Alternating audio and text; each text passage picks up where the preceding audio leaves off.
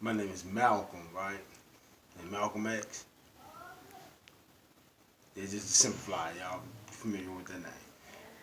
But a lot of people that do know me, they know me as Malcolm, but they also know me as Too Slim. Too Slim. Um, anyway, I digress.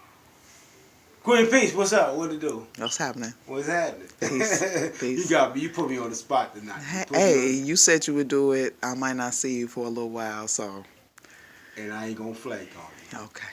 So Slim is going to talk about how he feels that Queen Peace, JCJ, helped him um, pretty recently since I have been doing spiritual readings and been on this journey. I met Slim since I've been out here. He's one of Craig's good friends, so. all I can say, and I'm gonna sum it up all in one big lump. So you got to follow me here. Okay. Is that was it? It was my birthday. It was it was my It was a birthday reading. He said when I just came on my birthday, I wanted to hear something different, something that I felt didn't know. I just tried something like they say alternative. I feel an alternative New age. way. Yeah, new age. And man, like it was just something different. Like for somebody that actually just listened to me, like this is my thing, and put it into it like reality for me that I would never even thought about. Like in the millionaire, I probably could have lived a million more years and never thought about it from what I'm gonna say. How you encourage me, because at the end of the day, it was about encouragement, and I was encouraged. From that, just the spiritual connection. Like they would connect with a person like me. Like, how would you able to connect with a person like me? So when I see you, I scratch my head still like, damn. I thought I was like the slickest person in the world. Nobody could figure me out and get me to talk and they can come. But it happened. Yeah. Queen Peace. Thank you. And that was the most revitalizing time of my life. Like, because, I'm married, And so, that's what we was talking about when after I did the reading for you, you came over after and told me about your birthday, like what she actually did. And so you kind of described like it's almost like she was here. You know what I mean? Like she heard everything that we said and she did it without you even asking her to do it. You remember that? Yeah, but I look at it from my end, what I got and what I learned that day from you is taking that same advice. I look at it as from a more of a spiritual advice. It touched a different part of me than from the physical part. And to able to hear that and actually put it into action, put it into motion, to give it a try, like damn, and it worked. Good looking out, you know what I'm saying? Hell yeah. So So silly. that it was one of them type of situations for somebody to give me that type of advice and direction. Because it is about direction, it's about correction, and I like the way you formatted it for me. It works for me. I can't speak for anybody else. But using that strategy, philosophy, and able to hear me and respond back to me from an unbiased way. Yeah. And the way you put it for me, it's like music. Thank you. Music. It's like music. Such a compliment. I ain't trying to flatter you now. I know, but I need to hear this, and then I'm already camera shy, so I thought it would be a good idea for me to, you like one of my doing what you do. Trust me. success story. You Keep doing are what you one do. of my favorite. Keep doing what you're doing, and keep motivating the people that allow you to motivate them. Thank you, Slim. Force I will. Nobody. It's going to naturally come to you. Right. And you're around good people. You're Right. good people. Thank I met you through good people. Right. What up, Craig? You know what I'm saying? Okay, so I want to get one more thing out of you. Remember when you came back and you was talking about your grandparents Oh yeah. and how they met and everything like that? Can you tell me that story again a little bit? Because you know that story was very inspiring and it sparked something in me out there in LA. You know what I'm saying? So, You had my grandmother, you had my grandfather, right? Um, Neither one of them are my biological grandfather and grandfather, but somehow they became like at that age, and what they were and me, like my grandparents. Right?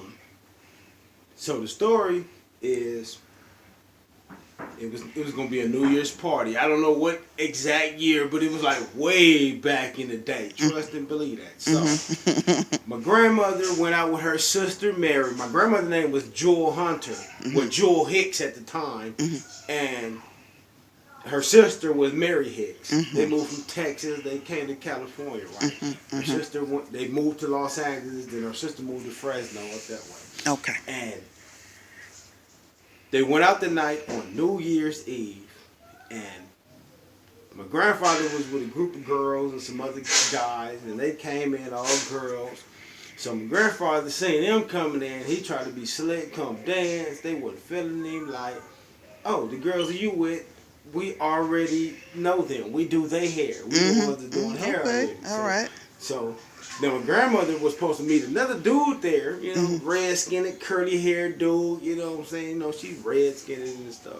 So my grandfather slide up and all that happened. They was like, oh, so he was like kind of like embarrassed, I guess. Like, dang, y'all know them? Like, so it brought everybody together. So he entertained my grandmother. And they had just a good ass time. So at the end of the night, because that dude didn't come, she was still, like she said, my heart was broke. But he just made me laugh and just forget about everything. So he said, you know, they met, you know, all that stuff, dancing and stuff. And then when they was getting ready to lunch, he said, do you mind if I take you for tacos? And she was like, sure, I don't mind if you take me for tacos. You know, it's New Year's Eve. So they get to the door, and he said, well, let me tell you one more thing. I don't have a car. She was like, oh, don't worry about it. I have a car. He like, what? You got a car? She was like, yeah, I have a car. So they get to the car. He's like, one more thing. Like, I don't have no money to buy you no tacos.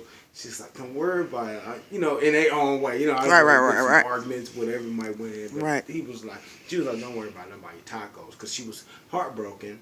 And she just wanted to be with somebody. She said, right. She just wanted to kick it and get some food, man, and just eat her problems away. They stayed at this taco spot all night to the wee hours of the morning, and you know, went about their way, and they started dating after that, right?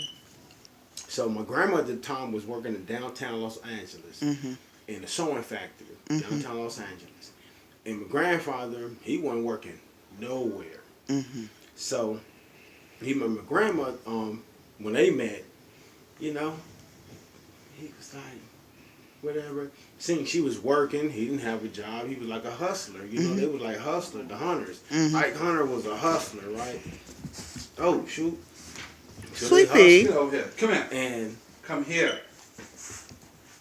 he took her one day after they started dealing. Her mother from Texas, Alberta Hicks. Alberta Hicks didn't like him. He's an old dark-skinned, slick Willie type dude. She did not like him. And but she stayed in Texas though. She came to meet him, then went back to Texas. But she was, I don't like him, man. Trying to tear him apart. So my grandmother was working at the sewing factory. Then my grandfather come and tell her like, look, I got an idea. You know, I can make some money. You know, I'm gonna start this tow yard with my brother.